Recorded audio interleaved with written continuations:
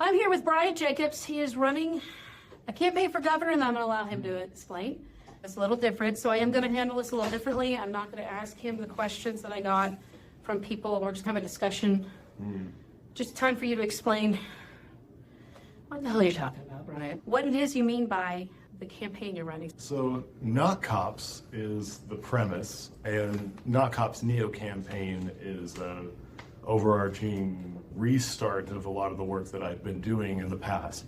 So in my 5.5 years of active activism, I have utilized a moniker called Not Cops, and it is honestly as simple as that. It's just not cops.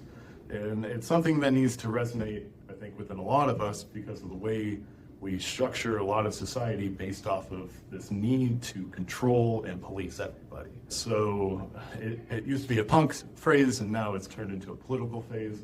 I started using it during the 2020 protests, during the Floyd years, and into the beginning of the pandemic, where it's just a desire to reimagine the way we do public safety, the way we do community care, the way that we structure society in general, because much of the systems that we have in operation are based off of violence. And a lot of the point of Not Cops is we don't need to be doing this through violence.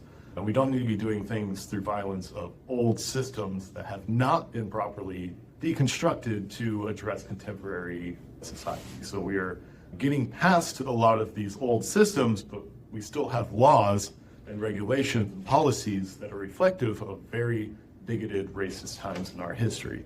So a lot of what ends up being enveloped in this is a systemic audit over our systems, particularly over the systems of policing. So it's a belief of mine that, first of all, money is fake. Second of all, property is theft. And the only thing that maintains any of this is gratuitous violence. So the premise of Not Cops envelops the idea that we need to be reducing violence, we need to be creating systems that aren't reliant on violence, and then the way that we actually care for people shouldn't be based off of that premise either. So the campaign I'm running is the antithesis to what most people traditionally do when getting into politics. Because once you get into politics, you are saying, I am attempting to gain control over systemic and sanctionable violence. But that's not a conversation most of your politicians are wanting to have. They're not talking about the nature of violence in government. They're talking about the nature of government in the sense of service to the people. But when we think about representation, a lot of that ends up becoming intrinsically a lie, because representation is exactly that. It's a representation of the things that you're trying to incorporate.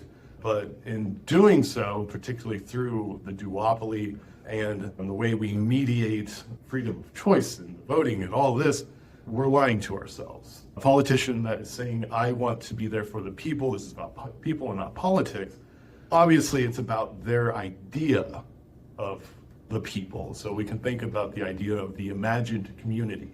When we think about what the imagined community is, under the premise of the current model in the United States, a lot of it is whitewashing. You have to assume the position of white supremacy, plainly. We don't need to split hairs maneuver around this conversation. The reality is we're still utilizing systems of the old that are being implemented today, and it's created this theater that is played out through uncertainty. Because at what point are we actually being spoken for or just lied to? So when it comes to my approach to running for the governor, I am not running as a representative. I am running as an applied anthropologist. My career in anthropology really earmarked when I began protesting in 2020. My degree my undergrad is in political science and anthropology, and my master's studies was anthropology. And I've utilized these disciplines essentially to formulate strategies to get in the field, to do research, and then apply that knowledge to effectively dismantle the system. So much of what a lot of other candidates would like to do is to reform these systems. And my premise is dismantling. I would like to rip the dying husk off of whatever this Leviathan is. And And it's going to be obviously deeper than one person, me, doing a research or an audit. It's going to require a great many of people doing a lot of work and digging into and exposing the crimes of our government. So what happens in a lot of issues, demands for justice, is that there's a lot of interest when it's popular, and there are a lot of symbolic victories that are asserted and attested to, but rarely is there a systemic change. The laws are changed very incrementally, and we're not actually getting past these systems. We're still getting entrenched in these systems. So we're not doing anything to actually garner wide sweeping justice. A lot of what ends up happening is piecemeal. And so if we just keep piecemealing justice and reforming a lot of our demands, we'll never actually make it to the mark. So I think that, yes, all right. I didn't want to interrupt you, so I'm just this kind of thing I've learned, because otherwise I just interrupt people and take over. So it's more about what I understand, and I don't think a lot of people understand. A lot of people are starting to wake up to understanding some of these systematic issues, right? Because of what we're seeing with ICE and in the federal level. Yeah. And so for me, it's really about trying to make them understand that it's right here at home. That's my big thing right now, is really, that's what I've been for the last year and a half. It's great that they're protesting Trump and all this stuff. It's great that they have this energy to change ICE and abolish ICE. And I love it. But at the same time, they can't be heard by those people right now. But the city council can hear them. The city council will notice a protest against this.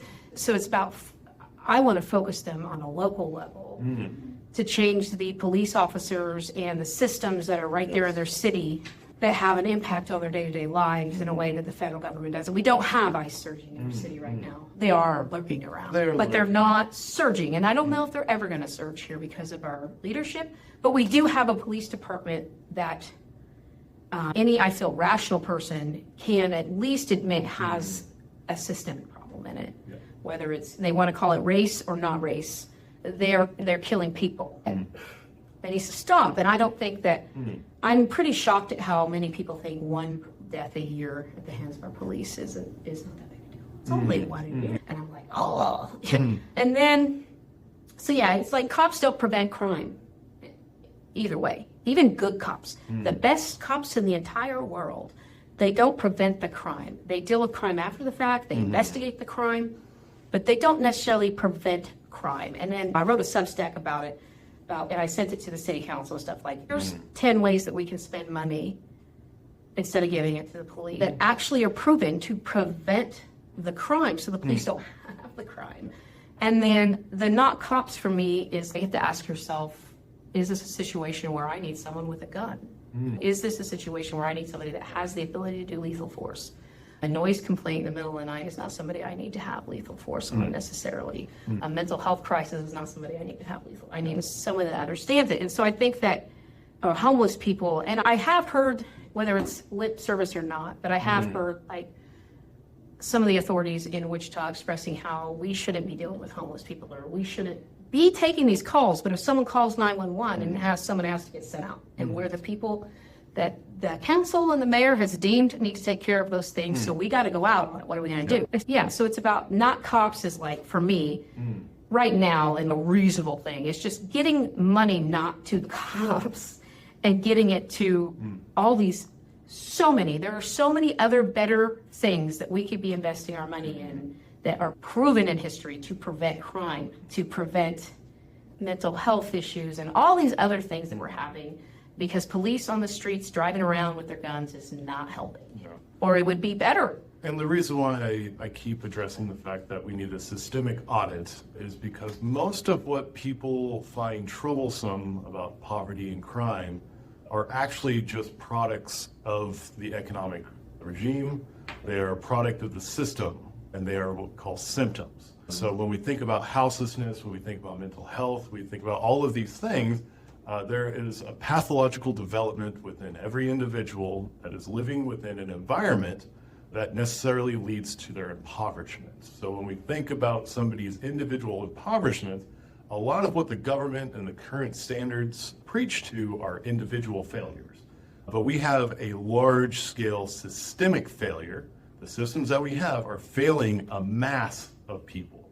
And the reason I think there's some headway in some of these conversations is because more and more people are being affected, they're being thrown into these outliers, they're becoming the symptoms that are occurring. And one of the reasons why we need to be transitioning away from violence, and particularly cops, as you were saying, they don't solve crime. They are a reactionist force that goes out and reacts to things that are reported, whether or not they're real or true. Once a police officer has been sent to a field, their specific job is to find the crime. So when we think about some random person getting shot by the cops during a call, we can tell that they are being reactionary.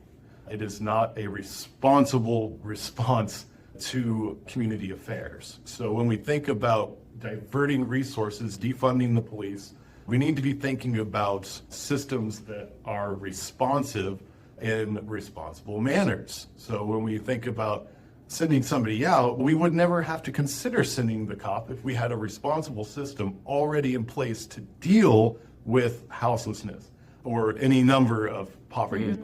And to do that, we need to strip it away from money. We need to stop commodifying these ideas, and we need to be thinking more in terms of human rights. So if you have a system that naturally preys on the weak, particularly the economic system that we have, you're going to have people unable to participate in those systems. And we'll bring it up, AI is stealing people's jobs. The number of labor jobs that are going to be available are going to continue to diminish. So if we do not set forth a basic level of dignity for humans, human rights, we are only going to see an increase in the impoverishment of our cities and neighborhoods. So when we think about, again, the usage of cops versus not cops, I don't want to send a reactionary, violent force with the maximum capacity of death to an instance that needs a responsible system that doesn't create the symptoms. Cops naturally create more poverty. If you send a police officer into an impoverished area, people in the underground just live, by the way. Your average person isn't going to be a square, we'll say. And a lot of the laws in crime are specifically made to criminalize poor people. For instance, self-medication. Self-medication occurs when people do not have access to health care.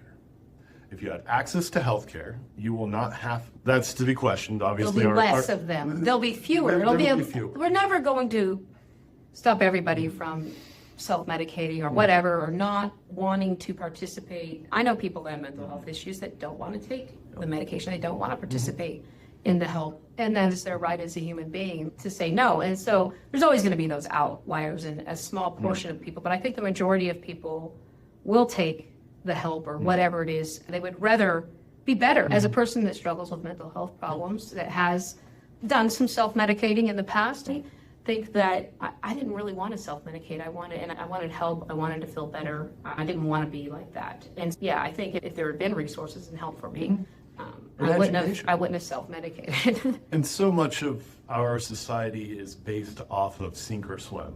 So there is an unfortunate thing that happens in our education system that hyper-focuses on successful students while ignoring, that's a very specific context to context, but if you are not excellent in our system, you are often at least left within the gray area of dealing with yourself. That's where I was in high school. I was really intelligent, but I had behavior issues. And so I was immediately written off as a stoner or a thug or whatever they wanted to label me because I had my head shaved underneath and wore a biker jacket or whatever. This is the 90s, grunge, think of that. So they immediately, I had an administrator walk me down the hall and tell me that I needed to just quit high school and go work at McDonald's because I was never going to amount to anything. And then, Miss Zimbelman that worked at South High in the 90s. Girl, I'm getting South. Yeah. Not only Not only did I graduate high school a year early, I have degrees, and I'm doing good work now. You were wrong. Zimmerman, you were wrong. Zimbelman. I think it was Zimbelman called her Zimbelbitch, so it's hard. And you find that type of thing all the time. And I do think that is, again, a symptom of being overburdened by the fact that you don't have the resources, you have too many students. But then it does lead into indoctrination. It does by end the up system. leading into them Because having a hyper-focus. Right now, I'm interviewing really wonderful people that are good people that really truly do want to help. They really truly do want to fix problems that they see. They are not bad people. And in the Kansas House, and then Ann that's running for against Marshall. But at the same time, and so they say, I go out and I speak to my constituents and they say, this is what I want.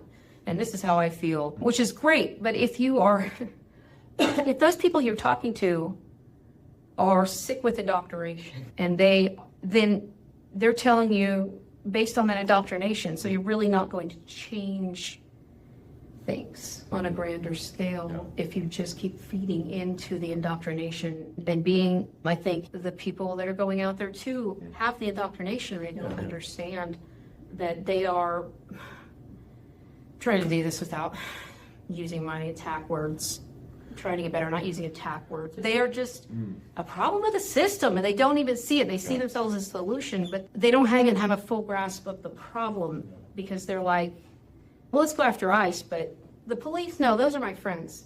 There's a lot of good cops. My dad was a cop, or my husband was a cop, and he was a good cop, and blah, blah, blah, blah, blah. And that's what they do when I try to talk about systematic problems within in the police. People, especially when you're talking about the problem I'm fighting right now and dealing with DeAndre Hill's killing in Wichita by the Wichita Police Department. I'm mentioning that in every single one of these interviews. Like, have you heard about the man they killed in Wichita? And every single person's been like, what? And yeah, when you're talking about, where was I going with that? I lost track. That's what I do. Systematic failures, indoctrination. Oh, okay, the problem with Wichita is that Joseph Shepard's people's friend. They went to college with him. They went to high school with him. He's been there. Most of the city council, the mayor, and our police officers are members of our community. So people know them personally, and they're their friend, and they are their husband or their wife or whatever, and they know them on a personal level. I'm really good at putting myself in other people's places. How would I feel if my partner or whatever was in there and these people were attacking them online and tagging them personally and all this other things? And so what I'm trying to do is I am tagging them when I personally have something to say to them. I'm not, and I think I've made this clear to people online, I'm not going to email them. Oh, yeah, that just goes into the bucket. Because then I just have to screenshot their email. I'm still going to get my comment to them and my response out into the world. The problem is that they are not going to then see, if I don't tag them on Facebook and I just share on Facebook, they won't see the comments where everyone agrees with me. Yeah. I don't work in the shadows, and I don't think any of them should be working in the shadows. It happened during the city council election. People that were supporters of these people didn't want to have, when I would ask questions and comments, they would pop out in my messages. First of all, I don't have time to be messaging everybody back and forth. Second of all, I guarantee you I'm not the only one with this question. And third, none of this should be in the shadows. If it were up to me, and if I was ever an elected official, I would do it for myself. Yeah. I want every conversation inside my office, every conversation when I'm walking around those halls, every conversation I have at an event, if it is something to do with me being a city council member or whatever it is, it will be recorded and I will stick it on a website and you can see every word that I say to everyone all the time, because that's accountability. That's transparency. Them having they have these events with the business people, and then they're Closed door meetings. the thing is that they separate them into personal events. Like, they're allowed to have a personal life and go to events and stuff. But if you are going to some sort of chamber meeting or any sort of gala or any sort of event where you have business people mixing with politicians, they're going to be discussing things like a sales tax rate or whatever it is. Those business people have that extra time because they have the money to go to this gala event. They have extra time to bend their ear while they this gala event. And if those people are wanting to go support this charity or whatever it is, don't tell those people, send me an email. This isn't a place to discuss this. I'm here not on an official capacity. I'm here as a person. Send me an email. I'll talk to you Monday officially. If they don't have the integrity to do that, people need to understand that's what's happening. That's cronyism. It's the intermixing between private interest and public affairs. And Yeah. that's been the way it's been set up forever. So again, we're using old systems, but we have new demands. There's a lot of old demands, but they're definitely here. And it's an issue when it comes to Lily Wu blocking political opposition, Brandon Johnson blocking political opposition, Maggie Ballard blocking political opposition during election time, right? Or there shortly after once they've won.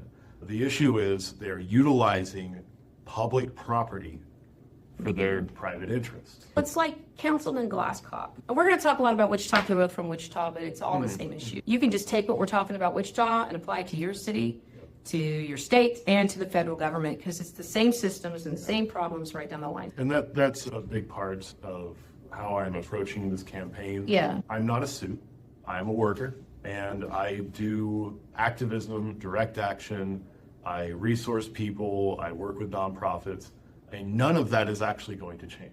Yeah. When it comes to my campaign, do not send me a single dollar. I don't want your money. That's the kind of campaign before I left Wichita, I was thrown around doing like a council run or something, which I might have to go back and fuck some shit up. But in a couple of years when there's a new race, we'll see. If I did, it would be against Glasscock in District 4, because I'm a South Side girl. And when I look at him as a South Side person, when I look at him, he does not seem to be representative of the South Side I'm aware of. We South Side. Yeah. You know what South Side is. South Side. Yeah. I'm talking like south of Pawnee, South It's Side, South Side. not south of South Kellogg. Side. Yeah. And that So leads into another issue about. I was going to say with Glasscock, he has a personal Facebook. He has the Wichita District, whatever he's in. But then he has a Facebook page that says Councilman Glasscock, Councilman Dalton Glasscock. And then in his comment sections, I say, I don't think this is something you should be worried about on your official page. But he said, this isn't my official page. Wichita District, whatever is my official page. And I'm like, then you need to take Councilman. That's what I told Johnson. It doesn't matter if you say this is not a government website. You put your title in it. I don't, and you know it. You know that when people see a message from that they are seeing it from an elected official. And you have a personal Facebook page that you are allowed to lock down and say whatever you want on it. I'm the same way. I don't want we all have freedom of speech. So I don't want to stifle somebody's freedom of speech because they get elected. But that is what your personal Facebook page is for. And if you don't want the public to see it, then lock it down like I have mine. There are plenty of things that I share on my Facebook that not only my friends get to see, and I'm very picky because I do sometimes share pictures of my grandchildren and my life. And so I paid those to friends only, keeping the separation between Brandon Johnson, the man, or Joseph Shepard, the man, and the councilman, the elected official. And so if you're going to have a page or anything like that you choose to put your name, councilman or your mayor or whatever on it, then you cannot block opposition. Then you cannot block people on there unless... And I know some people can think what you say is a threat, but it's not an implicit threat. Unless they're like on there, I'm going to come find you and kill you, motherfucker. You know what I mean? Unless they're making some sort of explicit threat on there. That would make sense, but otherwise, if you can't say this is my personal page, and because have they blocked you from the Wichita District pages? No, so there's been a few instances where some of them have. So when I first got involved in protest and such, the Wichita Police Department did decide to block me. And the Sedgwick County Sheriff's Office or page has also blocked me specifically from commenting, but I'm a real person and I will really go up to City Hall and be a menace. So Same. Yeah, my primary way of getting what I want is to show up to City Hall and to chalk up the entire foyer, to chalk up the entire Dead Cop Memorial. So the You're point, damaging property. so it may have been a thing. They it's like- decided to arrest me while I was protesting, but refused to arrest a bunch of kids that were doing the same thing. And you were just riding Chuck on the concrete ground, not on the memorial itself, I not on don't- inside the building on walls, just No. the concrete in front of this thing. So there is a degree I had. So at the thing, I've seen the pictures, yeah. So I'm not gonna do it this weekend. I have a slight respectability for a certain aspect of it, but it's in performative ways. Whether or not somebody goes further or inside, everyone's going to have to deal with the consequences, whether they're good or bad. Whether you will get away with chalking in protest as a matter of how well you can defend your right to protest. Fortunately, I have 5.5 years of protest culture in Wichita, so the police leave me alone. In fact, the city would like to ignore me and have me not exist. I think that's where someone like me can be more effective because, like I was saying before we recorded, I'm just a middle-aged white woman. And this is actually I'm just a middle-aged white woman People that's know waking me- up. I'm not a radical leftist. I'm not somebody that's been involved in the leftist movements. I'm somebody that has always supported them and always believed in them and all that, but I'm not somebody that has been going hard against ACAB and all this stuff, right? I am now. And so for me, it's, okay, I knew it was bad. I just didn't know it was this bad. It's the whole concept of I patriot. Yeah. Yeah. I am a patriot. You Yeah. are a patriot. But we Yeah. don't go around touting the fake patriotism that we profess. Yeah. We embrace it through action, through his embracing of being able to Yeah. protest. So I think that it's about this. Do you really think that you can win the governorship? So there is a longer story to why I'm even running for this position, and it's along the same lines of why I ran for the Sedgwick County Sheriff position as well. Yeah. So my first, we'll call it mock campaign, was for the mayor of Wichita, actually. So in these elections, we are being told about our best options. And that, for instance, Brandon Whipple was our best option, but he too had blocked me from his political sites. And I hadn't. Yeah, I was told that I needed to vote for Joseph Shepard because he was the one that could win. Yeah. And I was like, that's great. I'm glad he can win, but can he do the job that I need him to do once he gets there? And I'm going to tell you right now, he's failing. No, he already told you what he was going to do before he was elected. Yeah, So. he's failing, and he is just more of the same. And so when they had the changing of the guard I ceremony, wanted to be there, but I had to work. well, I commented on it, and I laughed, reacted, and I was like, yeah, whole lot's changing. Yeah, nothing changed. And so there was no changing of the guard. And so I think that people are like, you got to vote for somebody. Yeah. So a lot of times I'll just vote for myself if necessary. So I have a question about that, about write-ins. You might know. Does it get counted if you write in a fictional character? Does it have to be a real person? So I don't know about fictional people. Because I write a Daisy Duck. I used to write a Daffy Duck, but I wanted a woman. So all it really inevitably does is it puts it in the books. So That's what I'm saying. Do they just discard them if they're not a real person? Is there like some sort of rule around that? Because I don't want to discard it. it's not a matter of discard. It's not a Okay. matter of discarding. It's a matter of just being put in the books. Yeah. Because I thought about doing for certain races where I don't see a good person in there. Just starting some sort of write-in campaign that says, write in this person. But I don't necessarily want to accidentally elect myself anything, and I don't live in their district or whatever. And so because here's the thing, is that we have, I know you're talking about breaking down systematic things, but we have areas where there's only one party running and there's not another party. And that's, there could be plenty of people that want to vote for someone, not them, but they don't have anyone to go vote for. So if we could just educate them into the write-in option and tell them to just go in and write in themselves, write in anything, or preferably so that we can track it in a percentage, right? Because I've seen what happens if enough people write in something when I'm doing these things. If enough people write in a name, it gets in there as a name. And so I'm just curious, like, to if the enough percentage of people write in Daisy Duck, will the election results say Daisy Duck 5%? I would imagine so. Okay. Because a lot of what will happen then is they will look for Daisy Duck. So if it is a write-in and people write Bryant E. Jacobs into there, and it is a substantial amount. I've seen people win races in smaller races like House and stuff with write-ins in the history I'm doing. So with the way, If you want to work outside the system and you don't want to say I'm a Democrat or Republican, but you want to go around and do your own grassroots campaign, that is one way you can do it. so my campaign, I am a registered non-affiliate. So this is something I encourage everybody to do, and this is the mass exodus that needs to occur within the duopoly. I encourage everybody to change their voter registration to non-affiliate. It's something that has a little bit of scariness because, we'll not be able to participate in the primaries. But the thing that happens is they can bet on your vote. If you are a non-affiliate, they cannot bet on your vote. Yeah, they have to go out there and They have figure to out go what you out there want. and actually talk to you. Yes. Because that's the problem with the duopoly is that they are making particular assessments over your identity and your purpose. And they're like, 800 more people are registered Republican here than anywhere, so we're better than Democrats. And I'm like, what about this third column over here? And I'm tracking that too, this third column over here. look at how this column is rising over time and this column are going down. So more people are going to unaffiliated. And so and they don't even talk about that. We're a Republican state because more people are registered Republicans. No, we're an independent state because more people are, once we get more people registered independent than we have Republican or Democrat, we can say, no, we're an independent state. We're an unaffiliated state. And this is going back to the question, do you think you can win? I will say, I will not change things within a short amount of time.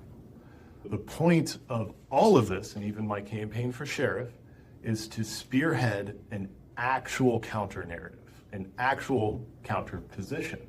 So winning isn't the point. If I were to try to win, I would already lose. So my participation within these candidates, my participation in these candidacy is to resonate an idea and a premise that isn't what you're generally supposed to be digesting. So whenever I ran for sheriff because the police were asking questions about me, being a candidate gives me particular liberties and protections that I might not be afforded otherwise. But when it comes to protesting the police, they are scaredy cats when it comes to amassing of people to contest their violence. And they'll call you violent, they'll agitate you, See, here's the bring thing, a riot out. Here's the thing, too, why I'm useful in this, what I've said. I'm just a needy. I'm just somebody's grandma. I'm just some middle-aged woman. They can't look at me and find some sort of history of violence or anything. And so when I come after the police, I have a better chance of being listened to and gathering that mass. And that's what I'm trying to do right now, is gather the mass of people that are going to get behind the work that you have been doing for years. And I have defended you online because people are like, oh, that crazy guy that's always making those weird posts, what is... And I'm like, look, yeah, he's a little unorthodox maybe in the way that he approaches things, but I can tell you right now that I know that he is actively doing work on the ground with Safe Streets and all these other organizations. You're doing the actual work. You're not just sitting in your house commenting those comments, which is what a lot of people think of you. You're not just sitting in your house commenting and then putting it down and being like, my video games. You are in the streets. You know what you're talking about. You're well educated. You know how to talk about houseless people as you are spending time with houseless people and you're working with them. You know how to talk about people that have to self-medicate because you are working with them and you know them every day. And I think that a lot of people, that your comments throw off a lot of people, but So I love the energy myself. There is a thing that needs to be addressed about my end caps. Yeah, what are those? So I'm gonna tell you right now, when I first started following you, I had to copy and paste your stuff and put it into Google or something, or message it. Gemma's been very helpful in interpreting what you're saying. So I'm like, what is this? Or I've just had to look up so many words. I got 2 words right here I gotta look up that you just said, or I gotta ask what they mean. Because you're so smart. So in anthropology, look up Gregory Bateson.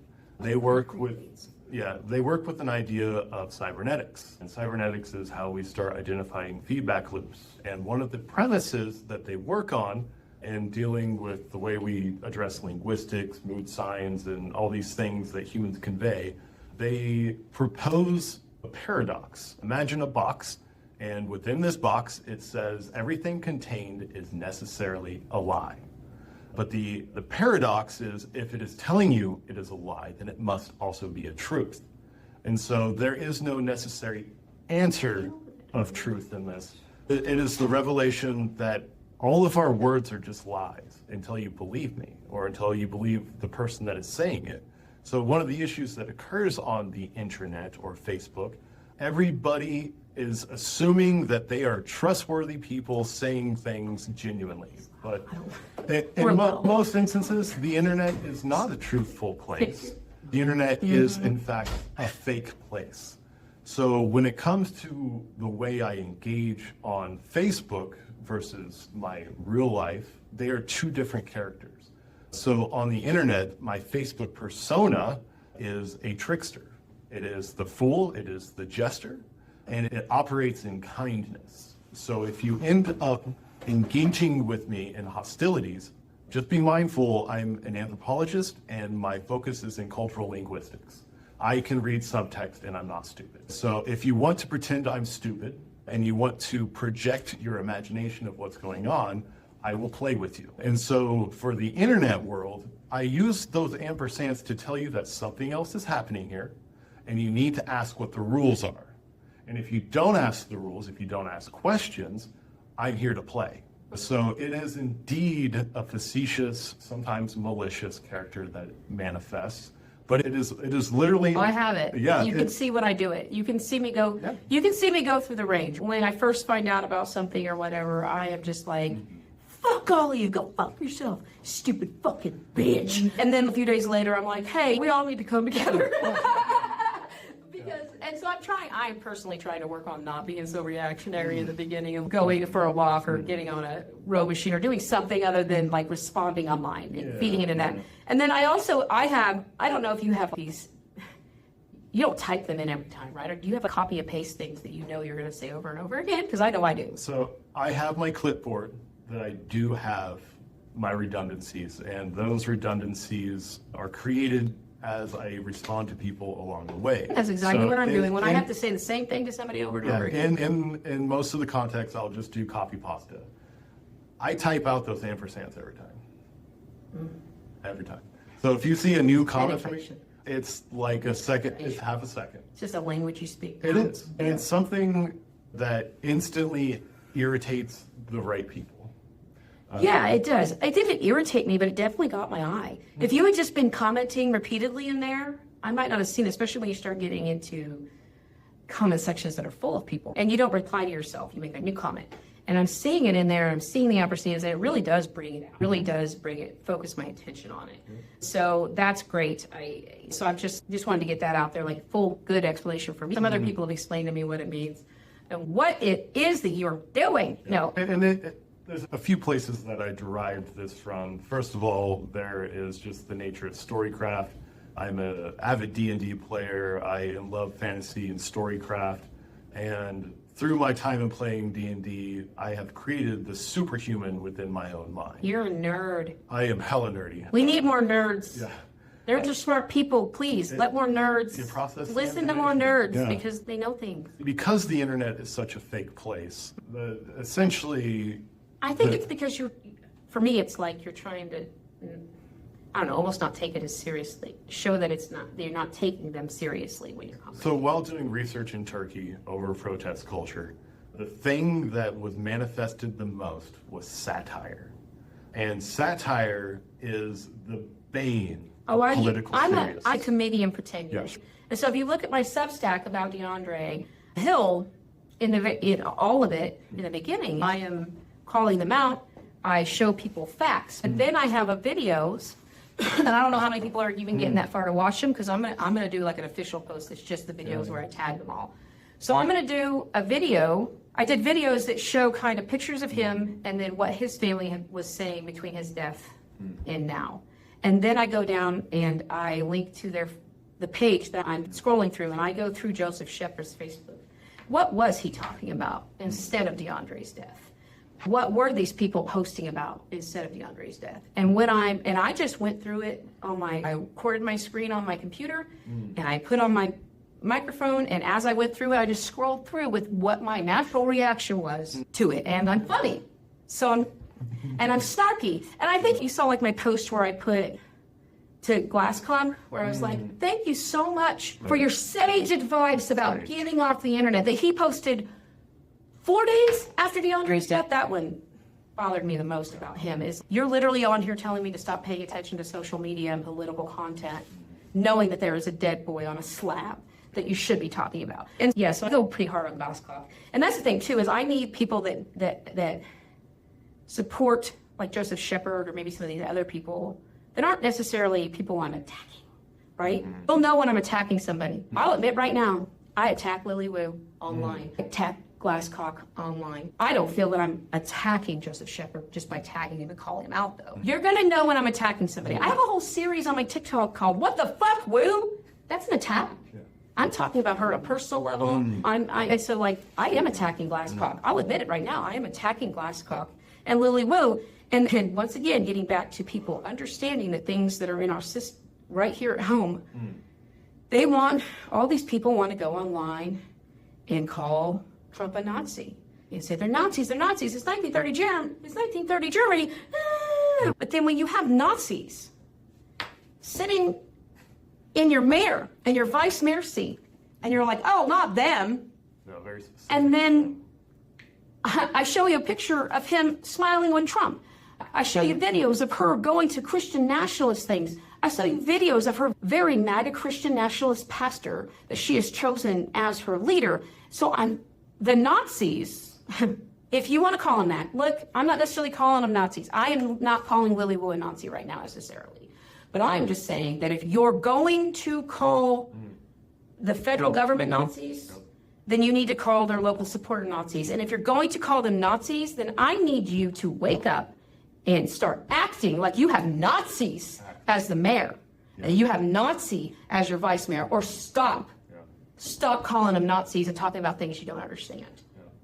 I think a lot of that is I need people to sit down and shut up and let the adults talk. There's a lot of sensationalism going on about the identification of what's going on. I use the term neo for a lot of things because it is a joke in academics even to be like, oh, the neo, because every moment you reimagine something, it's neo, it's new. Yeah, I don't call them Nazis online. I don't refer to them as a Nazi. It's the local people. I'll call Trump whatever the fuck I want, but I don't call them Nazis online. But I do, they are the same. They are the same forces. They have the same ideas. They have the same desires. They are Christian nationalists that have the same desires to do what they're doing at the federal level, at the local level. And I don't care if she's a libertarian, I don't care what their little party is. Their views, their actions, their words, the associations that they choose to have in their personal lives show them to have what I'm calling MAGA values. That's what I call it. I call it MAGA values. I don't call them Nazis or whatever, but they have the same values as the forces that they're out there protesting every weekend. And that's why I use neo-Nazi, and I'll explain this to people in the fact that it's just new aesthetics, same systems. But further, and it's peculiar because I'll call like more conservatives the neo-Nazi stuff, but I'll call the neoliberal sides slavers. And in fact, I think slaver is a better concept. And people get real upset when you call a black man a slaver. It's not my fault. I'm not here to have a cultural war. Right. I'm here to have class war. Yeah, and now like this DeAndre Hill thing and just going through this journey that I've never gone through with a family, right? I see him, I hear him, I see people like you active, but it's just never popped off. And something like this has just never happened when I had a capacity or space to really do anything about it. And it's just, oh, that's that poor boy. I hope they get justice. Anyway, what are we having for dinner? You know what I mean? And I look away. And so there's so many things that I did support, say his name, and Black Lives Matters. And I did support them for sure, but I did not have a full understanding of what say his or her name means and why people were so upset about them doing it with Alex Preddy. Because everyone's saying Alex Preddy's name. Stop telling me to say his name, because we're saying it right now. But I don't think more people are now saying, his name, but they're DeAndre Hill's name, but there's still not enough people. It's the thing that has. And I've gone on there just commenting. When I see local people commenting about ICE or Alex Preddy, I'm like, that's great, but have you heard about? And this other incredibly long list throughout the last 100 years. Right now I'm really focused on the most recent one. And then if you look at my drive, I have a folder that's WTPD, and I have a folder labeled victims. And he has a folder that has 28 his name. And then that's going to change, I guarantee you, because that spreadsheet you saw is not complete. I know it's not complete. I know there's more out there, and I'm going to do everything I can to find them. And I am just Wichita Police or whatever. I'm getting, I wouldn't say inundated, but every day so far since I started the Exposing Wichita page, I've got a message. I'm going to try not to cry. I've got a message or an email from somebody saying, this happened to me. This happened to my family at the hands of the Wichita Police Department, and we need help. And that means I've had one or two people. So this means at least 6 people have reached out to me, either via email or via messenger or in my comments that say, please help me. They killed my cousin. Please help me. They sexually assaulted me and no one's listening. Please help me. They came into my house and shot my dog. Was one of them. And they deflect with, oh, we have to let due process happen. And then I make sure that I don't want to give out too much information because I haven't had full enough conversations with what they want revealed publicly. And I don't even care if I can't reveal something publicly. I want to document the data of it And I want to, if they need me to quietly fight for them, I will fight for them and go in there. And it's very upsetting. I was prepared for it, but at the same time I wasn't. There are so many people in Wichita, and I've just got the tip of the iceberg, that have been abused and hurt and have had things happen to them at the hands of the police department that no one is talking about. Not just killing them. We eventually all hear about a death. But there are so many small abuses happening to people every day at the hands of the Wichita Police Department, even if it's not raping them or whatever, even if it's just impinging upon their First Amendment or any of their constitutional rights. And it's happening every single day. And they don't always have documentation. And so they don't always have an officer's name. They don't always have all the information they need for me to fully investigate it, to be able to fully call out somebody personally. But they do have enough. I still want the information, whatever information they have about an abuse that the police have done to them, or the corruption happening within the city itself, that they know somebody's stealing, or they know somebody's. So that's my whole thing is you know who Seymour Hersh is? Watch the documentary Cover Up. You know who he is, you just don't know who he is, because he doesn't make it about himself. He did a lot of investigative journalism. He broke the case of what was happening down in, that camp they made down that Obama was supposed to close, Guantanamo. When those pictures of them going next to naked people, he got those from an anonymous source, and he revealed them, and he will not reveal the sources. And people are upset because of that. And that's the thing too, is that I'm not going to reveal a source. So yeah, it's a conversation. Each case and I got to have the time to have those conversations with people and figure out the best way to do it and get my shit together, because this is so much bigger than. It's so much bigger than me, and it's so much bigger than I thought it was going to be. And this kind of envelops one of the ideas I drive, and it's an old axiom from Machiavelli: don't hire mercenaries. The Wichita Police Department are mercenaries. They are not actually our community. When they say they are community police, they are actually policing community.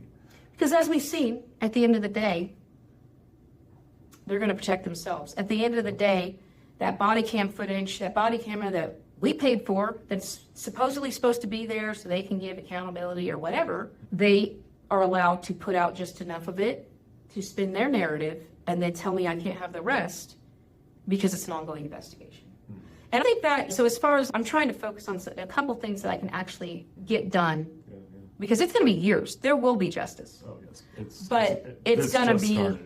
going to be a long time. It's going to be years. And in that time, the mayor's going to change and a council member's going to change. And it's going to be years. And my dream is to get the city council full of abolitionists.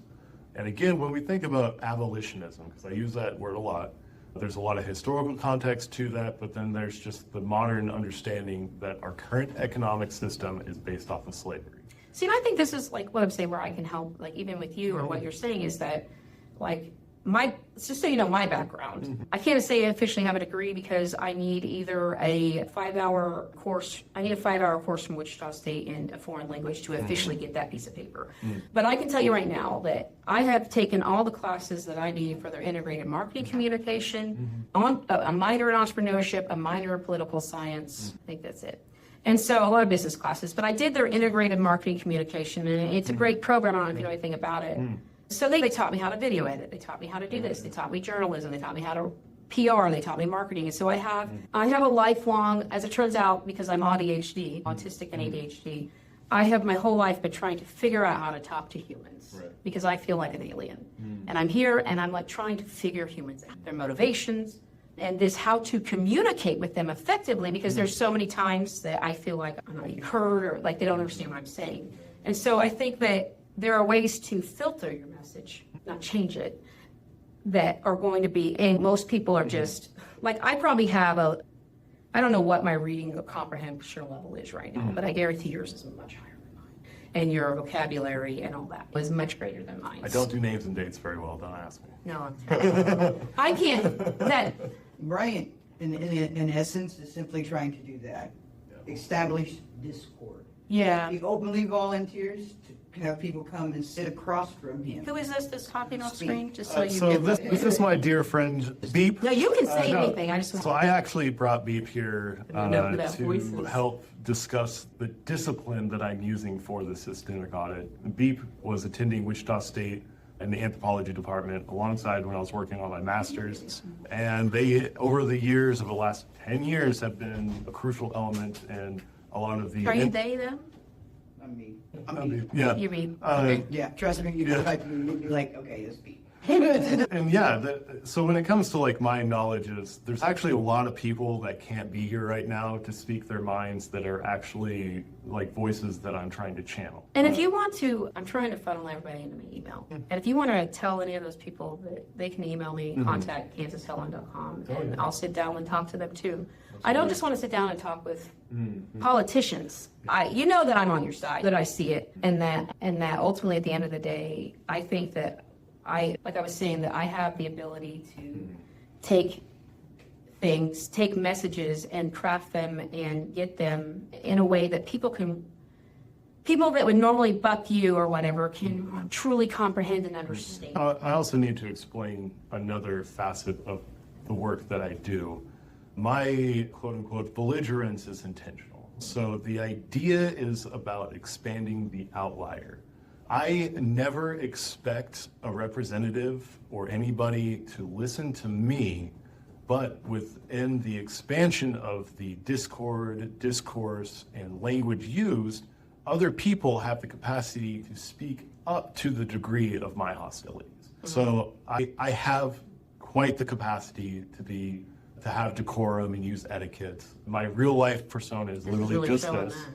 Yeah, no, and that's why I wanted the in-person thing, Yeah. because the voicing, and again, that narrative that is created on the internet is a thing that needs to be hyper observed and deconstructed. And these are things that are difficult to process in the moment, especially since on the internet we have our hyper reactionary selves consuming brain rot. So people take a lot of this stuff on the internet very personally. And again, a lot of my methods is not necessarily for people to listen to me, but to listen to other people doing a lot of the same work that are working in similar fields. And so a lot of what I end up doing, my concept is that I work in parallel with a lot of other people and entities. And I work in solidarity, which means that I have the capacity to work within my cleavage, and people have the capacity to work within their own. And Yeah, I think that if we're going to change these deeply rooted systematic problems, that it takes people of all kinds of abilities. And I've been trying to tell like my liberal friends that, because I'll have friends that comment, I don't want to keep naming them, but I'll have friends that comment that are like left. They're left. They are out of the system. They do not vote Democrat. They will not vote for a Democrat. They have left the system is what they've done. And they will comment and they keep pushing. And yeah, their comments can be a little, and then I will have friends message and be like, who is this woman? Who is this dude? And I'd be like, oh, that's my buddy. And they're like, they're not being helpful. I was like, actually, they are being helpful because they are why I would then push further left. I've been pushed further left by you. I've been pushed further left by Gemma. Because what happens is they come into my comments, and because they know I'm not anyone to be yelling at necessarily, they are firm. I don't mind being firm with me. They're not getting personal with me. And they're like, no, Helen, this is, and then I'll look into it. And then the more I look into things, the more I realize how the radical left has been. Like I made a post today about how I remember in the early 2000s when I was in my early 20s and in a Pentecostal cult and high on Jesus, how the leftists were saying, don't form ICE, do not do this. Don't let them have a surveillance state, and don't let them do the Patriot Act. There's probably so many pissed off freaking leftists in their 60s right now, but I'm just saying they were trying so hard in the 90s and in the early 2000s to say, this is going to be bad if you build this ICE, if you pass this Patriot Act, if you let them do this, this is what's going to happen eventually in the future. And people were like, no, that's not going to happen. And that is exactly, they were right. Yeah, it was the whole premise of we were in the days of being afraid. Those were, we had got our belt. And they took advantage of They it. took advantage, exactly. our bells were ringing, and they went ahead and took advantage. They immediately came in with the Patriot Act, and that's exactly what happened. Yeah. And I was just a young mom with kids that was scared. It frightened all of us. That had never happened Ground- in our, Yeah. it changed. But now after the fact, what, 25 years later, There's nothing I can now scares see me. how all of that impacted the Muslim community. Hindsight is just, and we've got it now. and We've got it, but if we continue to not use it, and then I also think if we continue to not make plans that are based in long-term goals, a lot of what elected officials and politicians do that I am very sick of is they're worried about their next election. And they're worried about looking good so they can get elected again. And they do it down to city council all the way up. Brandon Johnson's doing it right now. He's definitely running for mayor. I can see in his actions and words at the end, at the end of his thing, he got more and more. Here's the thing, Wichita City Council and everything, not that you guys are going to see this, but here's the thing is I'm autistic and I have very good pattern recognition. And I have a history of an education and communication, so words, little earworms. Right? And so there are certain things that stick in my ear, stick in my ear, stick in my ear. I make the pattern of the way they talk when they're in the council, the way they talk when they're on these videos, the way they talk when they're in a meeting or whatever it is they do. And I can recognize your fake outrage. I can recognize when you're being a real human and when you're being a robot. And I can tell your sincerity by the tone of your voice. And you may be able to fool other people with your little hand motions and your little popping. Joseph Shepard in his videos that he was making with DeAndre Hill lay dead on a slab about sales tax. I'm just, it's just pissed. Like the gloves are off at this point. Like what? And he's making this little video, Wichita, come out, and he's doing the hand motion, he's doing the words, and he's posting about Martin Luther King, and he's posting about CJ Clifton. The kid, Clofton, that was killed, the child that was killed at the hands of our authorities. And he's posting, and he said in that post, and this is before he posted about anything, say his name. And he said, say his name. And I'm like, really? I think there's a few names you're forgetting about. Joseph, I might fuck around and get elected to council. Yeah, and a lot of, I might move back to Wichita, I don't know. and I'm not saying like Joseph doesn't care on a basic human level, but I just don't think When push comes to shove, what he has done is what all the other politicians do. it's just, I do have a problem with something specifically he has done, which is lie. He didn't word it correctly. He should have worded it differently if he wanted to not have me come after him for it. He said, we cannot say more. Yeah, you can say a lot of things. And a lot of people, like me, too. I assume there's some sort of contract or gag rule or something, because I know the police authorities supposedly can't say more at certain times because they are under these rules. And that's one thing I broke down in my Substack that I'm probably going to break into its own Substack. And so it's just so you know, you really need to go to my Substack, Kansas Helen, and I'm not producing anymore until I get some more attention to this Substack because it's very important. And I think it's important whether you live in Wichita or not. You need to understand that your elected officials, whether they're state, whether they're federal, whatever, they do not give up their First Amendment rights. And there's court cases and all this stuff. They don't give up their First Amendment rights. Now, can they post everything they want about it on the Wichita district, whatever? No. But are they allowed to use their personal platforms, which apparently include the ones that say council member on them? Yes. They are not. What has happened is and the fact that this is what Joseph Shepard's immediate reaction is, or what probably Brandon Johnson's was, or whoever's sitting up there, the fact that their immediate reaction when they hear the death of a citizen is to call their legal department and say, what should I say about this? Or to call their consultants who talk to a legal department. Yeah. If that's their initial reaction, then they are not doing their job. Well, they're being pacifiers, and they're lying. Yeah, that tends to It is a lie to say, I cannot. They can say, I'm not going to. Yeah. They can say, I'm not comfortable. Yeah. But to say, I cannot talk is a bold-faced lie. And that tends to be the modality. They expect you not to know about rights and legalities. That's the and thing, is that the average citizen can't. I had to go and look at the Wichita Charter. I had to go and investigate deep research. the Kansas laws on it. I had to go in and look at the federal constitutional laws on it. I had to go look up, there's so much more information I could have been in that Substack, but I know you people have a very low attention span. If you just Google it, man, just Google it, and you will see that they can say what they want. I had to go look at case law. I had to go look up things that pull records from court cases and go look, because there have been city councils and mayors that they've tried to shut up, and they've sued, and courts have repeatedly over and over upheld the First Amendment rights of an elected official. They're not employees of the city, which I have called them before, but they're not. They don't sign any sort of a polite contract. And if I am wrong, and that is not correct, even though I've done some thorough research, I haven't done any court requests or anything.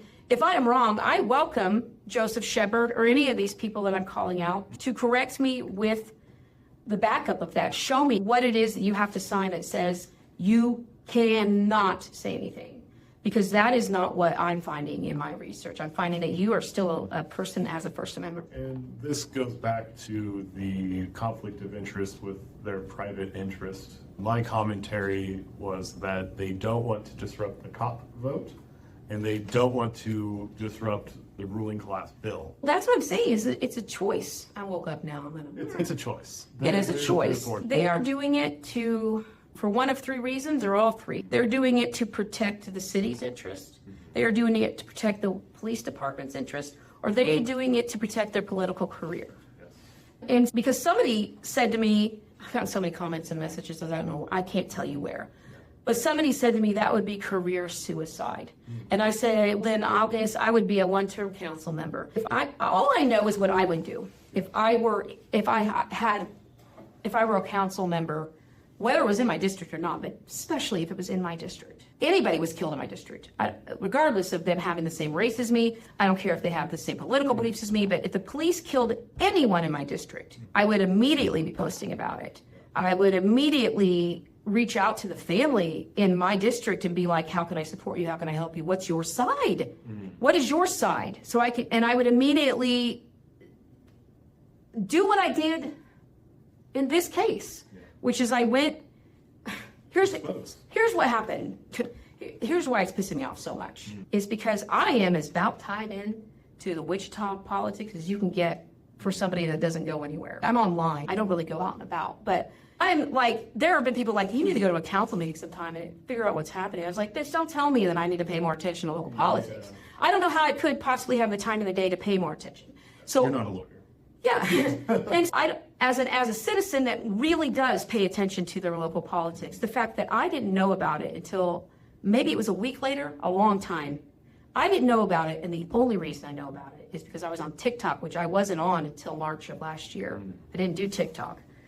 And Wichita is on Facebook, Kansas on Facebook. So I found out about it because his sister, who lives in New York, came up in my FYP because she said Wichita in the beginning of it, right? And I said, what? January 20th?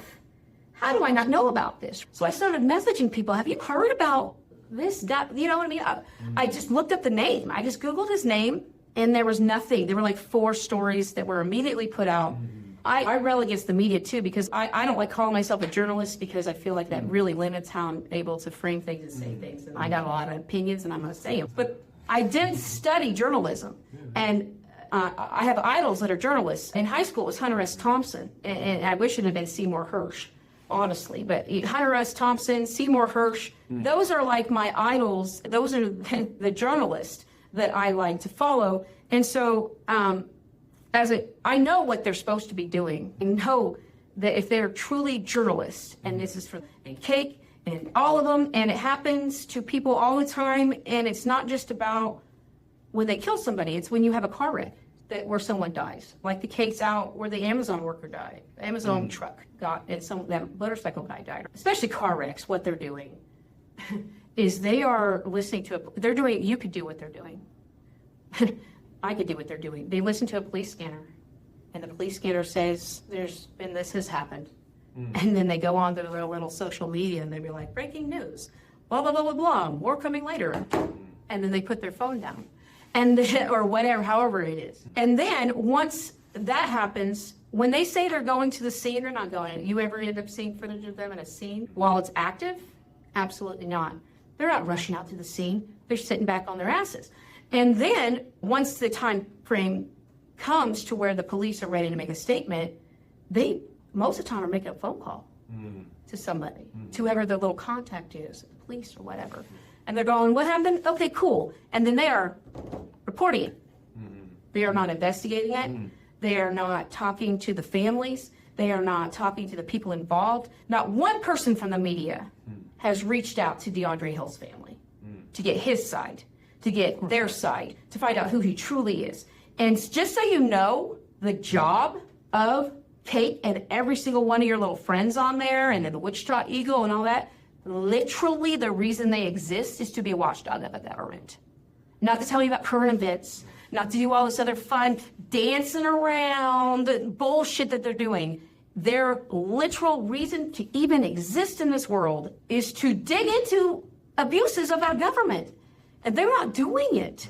And based off of my experience. And they're not going to do it because they're owned by corporate people. Yes, they're owned by corporate people, and they are intimately. This is something a lot of people are waking up to. They're Sure. intimately integrated within statecraft system. and state narrative. So you'll hear me a lot talking about narrative, and it's narrative that actually drives the legitimacy of anything. But we are now in an era where legitimacy also means to lie. So when it comes to the stability of the public interface, it has become a necessity to maintain stability through lie. So Keep us calm, and- keep and- everybody from rioting, to keep us all and to find an appropriate happy and at brunch. to find an appropriate person to Maybe it's blame all go to brunch. for our problems. So when it came to the 2020 protests that we were brutalized for crying out against police brutality, our faces were smeared on every single mainstream news station in Kansas. Yeah, and they're probably a mugshot or a driver's license I photo, have- or the worst photo they can probably find of you. Yep. And so after our days in court, it was revealed that the WPD and the prosecutor, now mind you, it's not just the police. The police are just there to pick you up on things. The prosecutor is the one to tell whether or not it is something that they will prosecute. And so in my specific case with the Wichita Police Department, the prosecutor decided that they wanted to run 4 counts of aggravated contact Were prohibited. they up for an election? Well, it's always an election to be. Yeah, I know, but if it's like an active election year, sometimes they can go voter. And I saw this with Michael Gonzalez. Nobody knows who he is, and that's unfortunate. I don't know if you saw me talking about Michael Gonzalez. He was the gentleman last year during March that vandalized the Catholic Church, and he happened to do it a week before they were doing their Black Mass at Topeka, and we were in the middle of a little satanic panic that was really like the 80s. And so he happened to protest at church during that time. And so they tried to, and this is how I ended up talking to him, right? This is how I work. I was already talking to the Satanic Grotto and what they were doing and what they're about and all this stuff. I was investigating it and reporting what I found. And then, so he kind of got swept up in all of that. And then, so I saw one story about him. I saw a story about the vandalism and then all the Catholics online flipping out about it. And then I saw a story when he got arrested that gave his name and his mugshot. And then that's it. Yeah.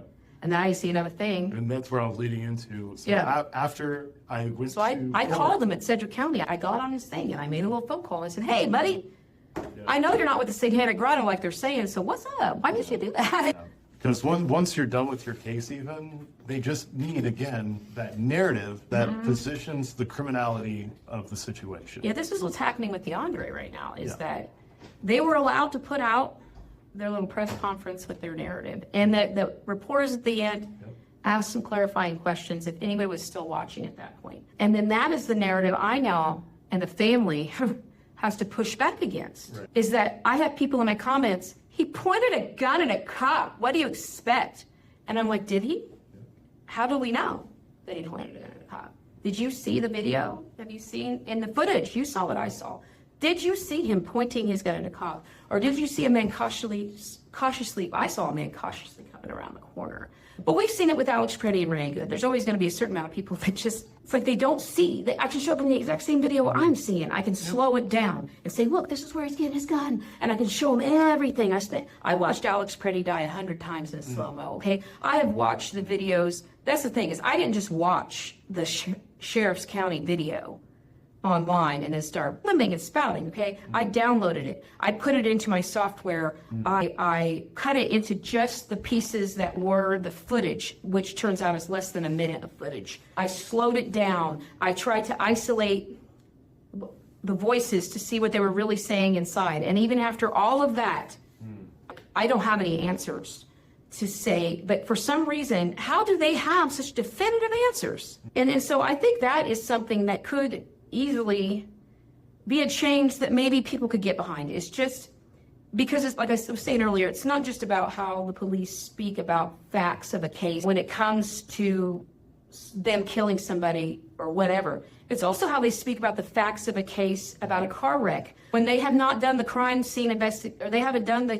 investigation. How do they know that's what happened when there's a full investigation going? And the city council and the city manager both have the power to make an ordinance and do different things that I'm looking into, like what to tell them that they can't do that. They have the power to tell them that they can't release. If you can't release full footage to the public, because now they're talking about they're going to have the family come down there and look at it, right? Which is great. But I'm going to tell you right now, I know that ain't going to stop me none. It's going to be awesome that his family gets to look at it or whatever. I want it full. I want it in the public. Anytime somebody is murdered They made it public. Communities, it's a public discussion because public violence has been used. And that is another part of the Not Cops campaign to do systemic audits is we need to reveal where violence has been hushed. Because it's not, because as somebody who's trying to research what's happening, the only way I'm able to find this information is to do court requests that they could deny if they wanted to, that are going to cost me a lot of money. Because I'm going back to 2011. I want incident reports of every time they pulled their gun. And then I'm going to compare situations where they pulled their gun and didn't fire it. I'm going to look at the demographics. Were there people, because I hear people like you saying that there is a problem, and then I believe that there is a problem, but as far as how I can prove that there's a problem with, I like spreadsheets, I like pie charts, I like line graphs. So for me, it's about collecting the data myself so that I know that data is reliable and that I can, because the people are like, well, just look at this website, blah, blah, blah. And one website my friend sent me said that that black people are 0.8 times, so less likely to be killed by the police in Wichita than white people. And that just doesn't fit up with the spreadsheet I have of the people I found killed by them that are mostly black, where the black community is smaller than the white community, but my spreadsheet has much more people that are black on it than white. So it's not their data. What was their source? So I have to collect it myself. And it's going to cost me a lot of money. Yeah, and statistics are interesting because you may have what you would call fact, but there is going to be the interpretation based off of the premise that you're operating on. So when we think about the relationship between the police being the savior versus the citizen being the potential danger and criminal, they are going to be speaking under the premise of a certain narrative having more legitimacy than the narrative of somebody else. And when it comes to much of the operations of getting caught up in the system, you are not innocent until proven guilty. You are guilty to the eyes of the public until you can afford to get your name cleared. You are guilty, and then the eyes of the public, you are whatever the authorities reported to the news and said you were. You are a suspect. You are a radical. You are a terrorist.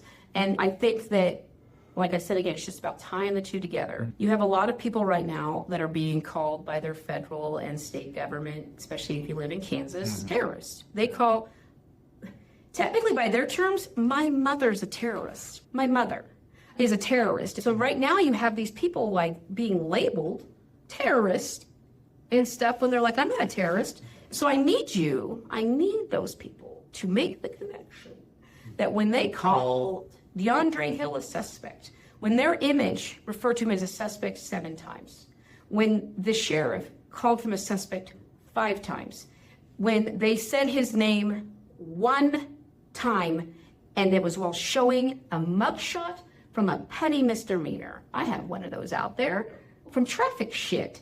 Not paying a ticket, I got a mugshot. And that is the narrative. And I just want all of them, I want people to just don't run with that narrative and start going online and making comments about, it pointed a gun at somebody. How do you know he pointed a gun at somebody? The sheriff said so. But that is your leading back to your source.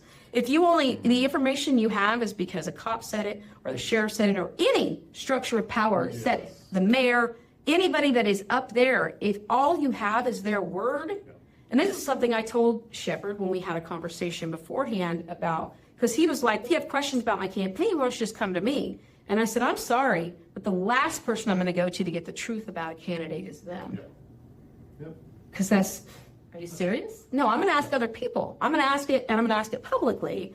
So it's like, people have got to stop just taking the word of authorities. They have to understand. Thank you. And I'm not talking to the right-wing people that are MAGA and just have said some of the most vile shit in my comments that I just delete and don't even entertain. And I delete them because I don't want the family to see them. I don't want them out there in the ether. So there's a lot I just delete and I move on with my life. I don't entertain. I'm talking to, without naming them, they know who they are, the two white liberal women that came in my comments and criticized me as I'm calling out Joseph Shepard for not talking about DeAndre. And in that response to me, did not talk about the problem with DeAndre, did not talk about his death. They did not say his name. They did not, it was, don't attack Joseph. Yeah, they were more concerned about criticizing the district in which the problem arose than they were about the issue that is in the district where we have a representative that's supposed to take care of those public commentaries. So there was no public comment about this murder. And this actually leads me into my biggest criticisms of the way state violence frames a lot of the commentary about violence, because we need to be aware of what gun violence means as it is spoken about people in a particular community. And so one of the issues is when an individual is accused of gun violence when it is in fact a different system at hand. So when you accuse an individual of being a part of gun violence, when the gun violence is actually the police violence, police brutality, you're not actually addressing the systemic issue. You're deflecting to the tool that is being operated. And if we want to have constitutional rights, they need to be granted to everybody. If a mercenary is too scared to go into an apartment complex and they can't handle seeing a black man with a gun, they don't need to be in those streets. And I'm going to come back to the idea that we should not have mercenaries lurking around our communities. And then people say, and even my friend, I have a friend that we get into it, but we've been friends for decades. We don't necessarily argue. They keep suggesting all these trainings they can do. And I'm like, dude, I'm going to get their training record. I don't see why they can deny that. I've told them they can redact the cops' names. I don't want their names. I just want to know what training they've been through. Because it's the one, I think, the shooter, because that's the thing is, too, I don't know, because they haven't told me. So I think the shooter was a trainee. I know there was a unit on there that was a trainee. So that means he just came out of the academy, which means he just had de-escalation training. He just had lethal force training. He was just told recently how to handle the situation. And neither he nor those other two officers did. And this should concern everybody. It should concern every person living on that floor. Even if DeAndre Hill was what they were saying he is, right? They did not. They put everyone on that floor at risk by going and hiding and lurking and waiting for a crazed gunman to come out and get in a gunfight with them in a residential apartment hallway that is this wide and narrowly lit. So that was not the proper reaction to someone behind a door that says, I have a gun, cops, that are telling cops from behind a door, I'm going to shoot you in the head. That is not, you don't go down the hall and lurk and wait. You leave the building to de-escalate the situation for your protection. And they are so lucky that not one of those 9 bullets, because they didn't all hit his body. And I really want to go to the apartment complex and just put some stuff on their doors and say, you need to sue the city. Because everybody on that floor got very lucky that one of those bullets that didn't hit his body did not go through the door and hit them while they slept in their bed. They should have never tried to get to a gunfight with somebody in a hallway. And they weren't immediately confronted with them. They had the choice. They had choices. And for me, based on and this is something I want to talk about March 1st, once I get my words together. For me, if you go and look up their de-escalation policy, I can show you step by step in that video, just the minute that they have given me, how they didn't follow their own policy. They should have left that building for their safety and the safety of others. They should have called for backup, especially since I think 2 out of 3 of them were trainees, especially since they had trainees that didn't know what they were doing.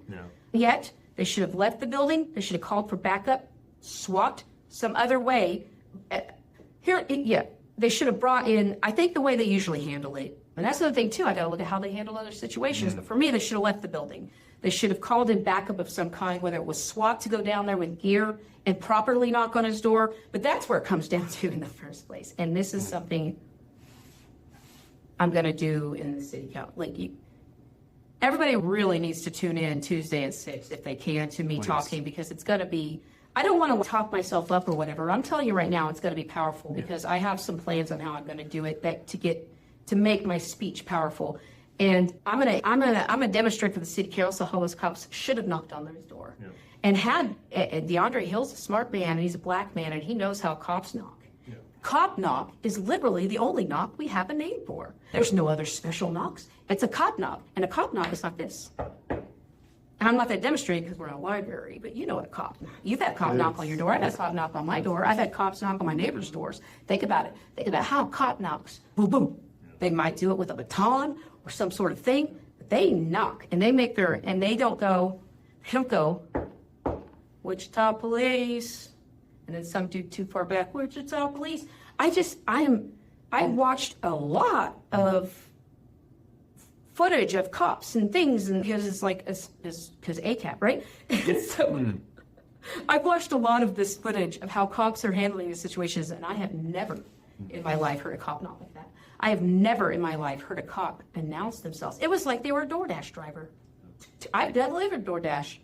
But if it says knock, I knock, and I say, it's your DoorDash, and I walk away. And from the get-go, they made mistakes over and over again. And from the get-go, we're being shown that they're lying. Like the police conference said, they knocked on a door when they went upstairs. But they didn't have an apartment number. So I think this goes back to some of what we were talking about. To wake up. Yeah, about what we were talking about earlier is cops don't prevent crime. Their point is actually to be domestic terrorists. And I'm going to be very blunt with that concept.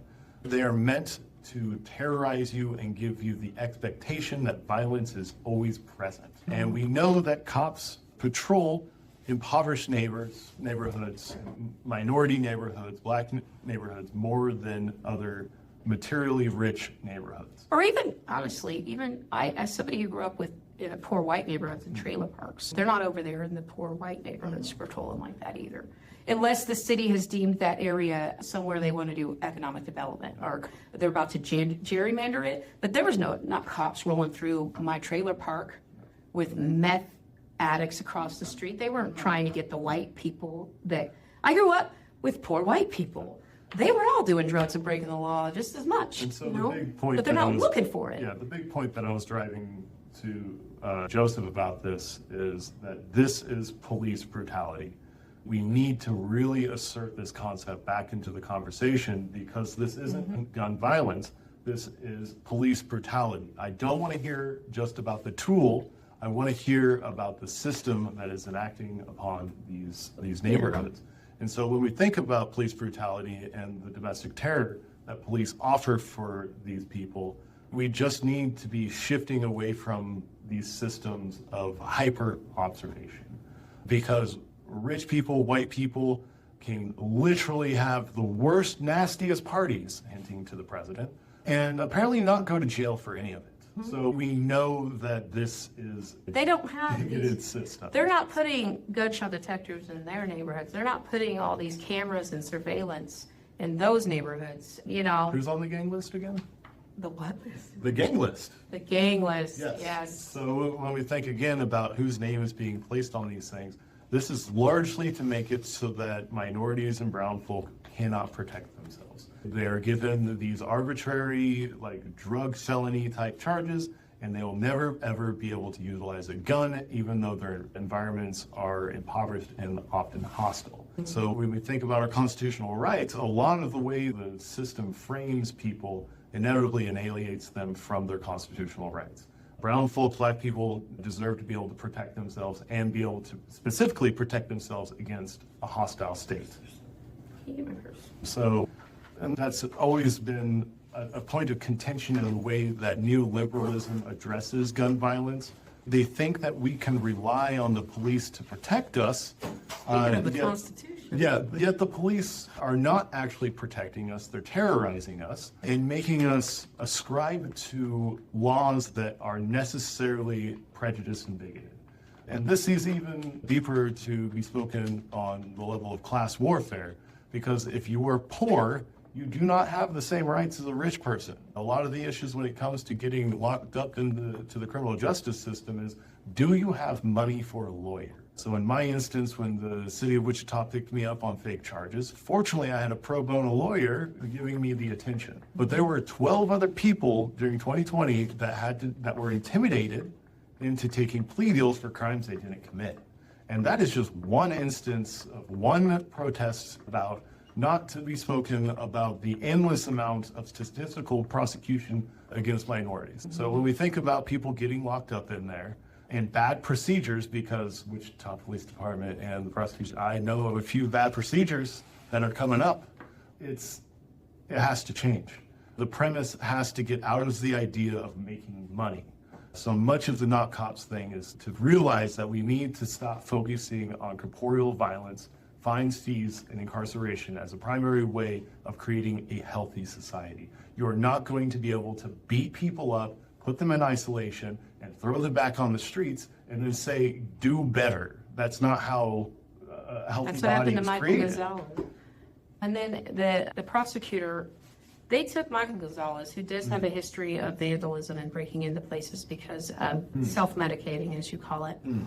He's 24 years old, and so it started when he was 19. He was still a kid to me. And that judge said that his lawyer had gotten him, I pointed to him, but she was really good and she cared. And she got him a bed at a treatment facility place that he couldn't leave. It wasn't like a come and go. Like, it was an inpatient treatment facility that was prepared to give him that bed for as long as he needed it. And he could have gone there for 2 years. But the judge said that because there was so much public interest in the case, that he couldn't do that, because basically there'd be this outcry. He didn't say that. That's all he said. There was too much public interest in the case to do that, and then he had to give him jail time. Now, he didn't give him the 65 months that the DAs wanted, because they were trying to put a hate crime charge on there, and they easily proved that it wasn't. It was just a mental breakdown happened to me in front of a church. So it wasn't like an attack on the church. And they were able to get that part off of there. And so he was given like 30-something months, but with time served and good time, it's going to be like 2 years. Then they took him for a property crime, where he just cost the church money that ultimately was paid for by insurance, except for $5,000. That's actually the only out-of-pocket money they had, because he's been ordered to pay that, definitely in restitution, and then they said they could come back if the insurance didn't cover everything. He cost $46,000 in damage to that church. I won't deny it. But he has now been placed in maximum security. And they didn't even put him, what is it, Larned? Is that where he's at? Or Lansing. He's been put in maximum security in Lansing prison, or whatever it is up north there, with people that have murdered people, the worst of the worst. He does not need to be in a maximum security of anything. And so they've thrown him away to rot. Oh, and the judge also said that he obviously was having repeated problems, and that if the mental help wasn't offered to him, that he should have been responsible enough at 19, a poor guy, to a teen mom, the whole story. Like, when I first talked to him, I was like, I don't even know your story, because I know your story. The story you think, that's what it is. Pretty much.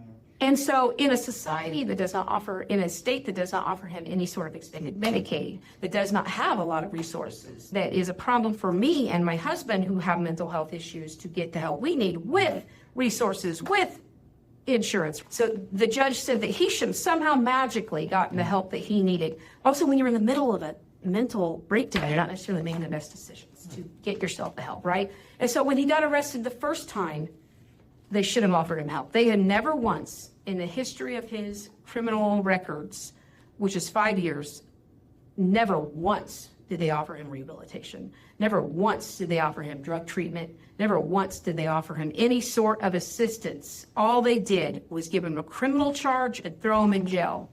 Give him a criminal charge and throw him in jail. And then he was given a criminal charge and he was put in jail in Salina. And then he got into a fight because they wanted him to come and go into a gang, right? And he wouldn't. And for his protection, they stick him in solitary confinement for 2 months. Somebody they know has a schizophrenic diagnosis that has these mental health issues. So they stick him in solitary confinement for 2 whole months and then immediately release him from solitary to the streets.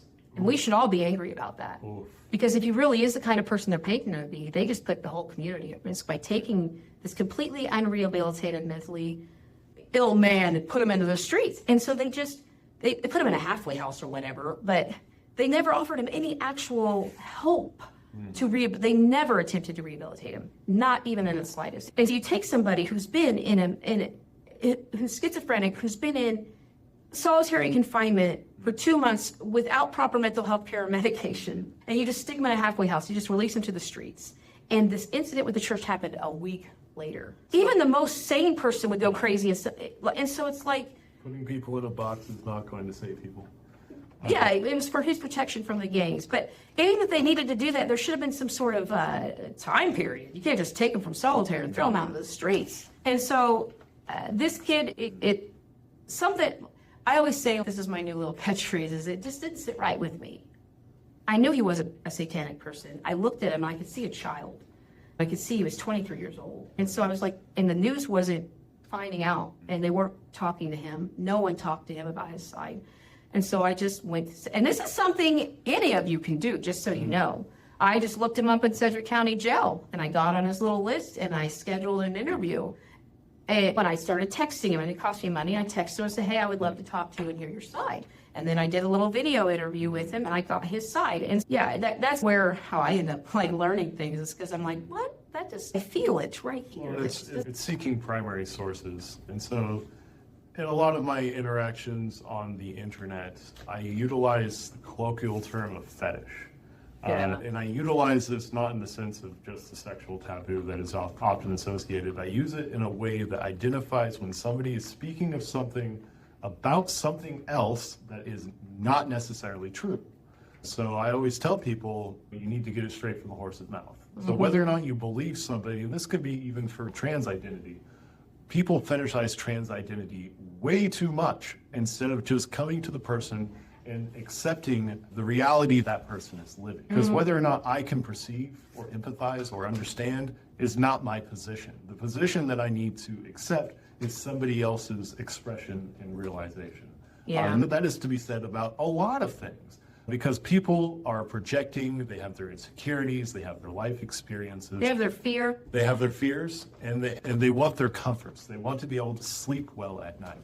And they're like, I had these same arguments against no cops things. And it was like, I don't know his real last name. He goes by like Abraham, not Abraham. And I knew his sister, Teresa, and stuff. And so him and his mother are great. And it was at a protest against Lily Wu that I said, and I've had people like you try to explain these things to me. And I'm like, it's like somebody trying to explain football. I'm just like, oh, what?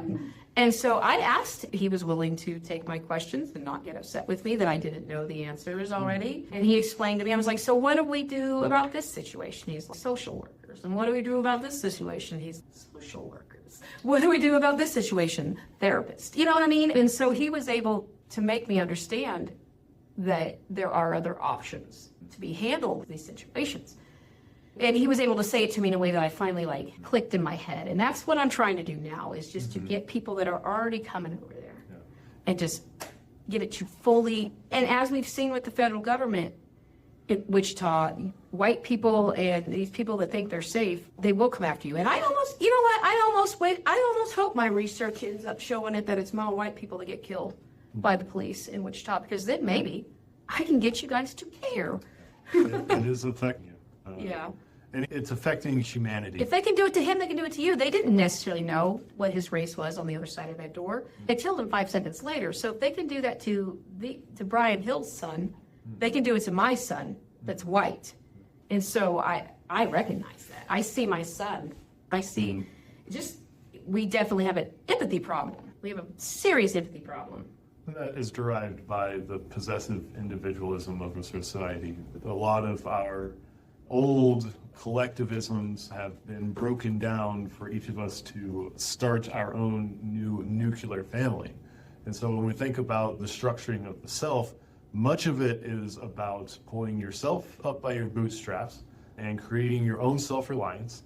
And if you're not able to do that, it is a personal moral failure, and in many cases, God doesn't love you as much. And that sounds snarky, but there is plenty of religious philosophy that is validating the exploitations of capitalism through religious righteousness. And that's where I have such a huge problem about the way a lot of our forms of charity are being operated, is because it is through moral righteousness that is only a product of hierarchy.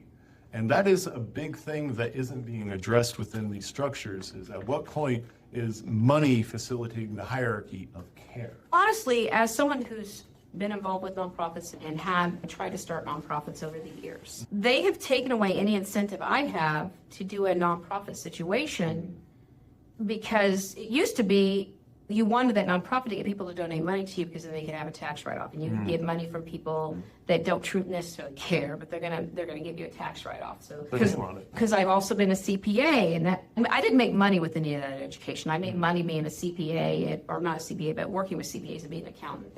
So back when I first started, before they changed the rules, and I'm pretty sure it was Trump that did it, before they changed the rules on how it could be done, there were people that would come and they would have us do their books through November and get them all cleaned up, and then tell them, and then they would choose in the month of December to donate $10,000 or whatever it was, right?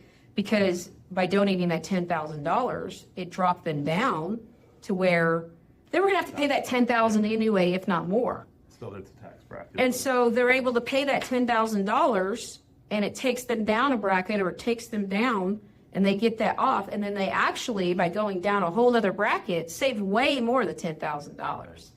And charity is tax evasion. And they have taken, and then they set up their own charities and then donate to it and all sorts of things. And so I think, and now they've changed the rules on how that can be done. And so rich people aren't doing that anymore. So nonprofits and all these things that are so reliant on money, really the only way you can now do it is through grants, right? And then there's still just, the grant writing process is hard, it's difficult. I did write a grant proposal for things, and then it's still just all this, especially when you talk about the local level, they're still just, they're giving out that grant money to still perpetuate whatever it is, whatever narrative or image they want of the city it is. So the person that ended up getting the grant was about, their theme in the back of their mind was about aviation. So they got the money, even though my program was so much better, could help so much more people with so much less money. And again, that goes back into the narrative craft. And again, why my position and premise of a not cops concept is actually a real counter-position to the current operations of how our government is ran. If we don't start imagining what validates everything, and what validates everything is violence. So as I mentioned earlier, I have an understanding that money is fake and property is theft. We live in a world full of stolen goods that has been validated through the procession of litigation of terrible human beings. So when it comes to understanding what the dollar is, people often accuse it of being a fiat that has an imaginary attachment, but the thing that maintains the US dollar's value is violence. Violence, and the guaranteed violence in the moving of goods, properties, and services. So without the violence, there is no capitalism. There is no markets. There is no nothing. And when you say violence, I mean, I understand what you mean, but when you say violence, you're not just talking about somebody shooting you or physical violence, but So I am, though. And Yeah. when we think about... There's a lot of things that are violence that aren't. Yeah, so Violence. and my work is geared towards global class consciousness. We're going to bring it there. So the state thing is the current campaign that I'm working on, but if we don't have a recognition of the global consequences of our economy, we will continue to ignore, again, that fundamental premise of how we acquire everything. So if you go overseas to any number of colonized countries, all these proxy states, these pseudo countries that are ran by corrupt people, the amount of murder and genocide around the world is mind-boggling. We're seeing it in live action in Gaza, Congo, and all these places. So without the guarantee of violence, we can no longer acquire goods globally. And it's the same thing that validates the acquisition of any property in the United States. If there is nobody there to forcibly tell you this is somebody's, it doesn't exist anymore. Everything is owned by the enforcement of text, of documents. And the only thing that guarantees the realism of these documents is whether or not there is an officer that can come and mediate the occupation of that property. So that is why we need to be switching the premise in the way we even realize the economy, is that we need to be realizing if our economy is based off of violence, then there is no moral consumption within capitalism. So we are all forced to participate in this system. But if you are not advocating for human rights and the reduction of violence, you are just lying to people. You are hurting people for your boon. So how much pleasure are we acquiring at the expense of other people's suffering? And that's why there's so much silence about DeAndre, is because the violence that is executed against the bodies of the community in general is not substantial enough to stop the economy. If they were to make this commentary about the violence that is being perpetuated in the streets, then it would bring a question into the legitimacy of the violence that guarantees the access to bodies and property. Yeah. I think that a lot of people, like we're talking about, they're scared, right? Yeah. They see this and they want to tell themselves that DeAndre Hill was a bad man. They want to tell themselves that he was not good. Oh, am I over? We just did it. Okay, thank you so much. Yep. We gotta finish. But they want to tell themselves, while I break down, they want to tell themselves that it can't happen to their son. It's not going to happen to them because he was a bad guy, and he's not. Yep. So just to conclude, I guess the purpose initially of this is to advocate for my campaign for Kansas governor. My name is Bryant E. Jacobs. I am a non-affiliate applied anthropologist. My goal is to do a systemic audit on our systems of violence at state level. So whether or not I win does not stop the work. The work is to do the audit, to expose the violence, to reveal where it's being hidden, and inevitably dismantle it by defaming the legitimacy of this, because it is not legitimate violence. And if you don't want our money, what do you want people to do to support you? So I participate with the ICT Tree Huggers. I'm all about that direct action within our local communities. If you would like to donate any money to my work, please just donate it to the ICT Tree Huggers. They are on Facebook. They are on Instagram. They have a link tree. We need money donated to actual people's movements. We need to feed people. With full bellies, people can be secure enough to actually participate. That's my advocacy. If you want to do my work, I am looking for petitioners to sign petitions for me to get on the ballot. But aside from people's work to do petition work, I would like for you to send as much money as you can to the ICT Tree Huggers. And I'll repeat that again. ICT Tree Huggers, Sarah Myers, doing excellent work in Wichita District 1 and several other districts. We need to be doing people movement stuff. I don't want arbitrary money for a campaign. We just need to be working towards actually feeding the people and giving real people sustainability. So I appreciate you all. Take care. Really appreciate Helen. This has been a wonderful session. I'm glad to finally meet you. Yes, I'm a real person and I'm fairly nice in person.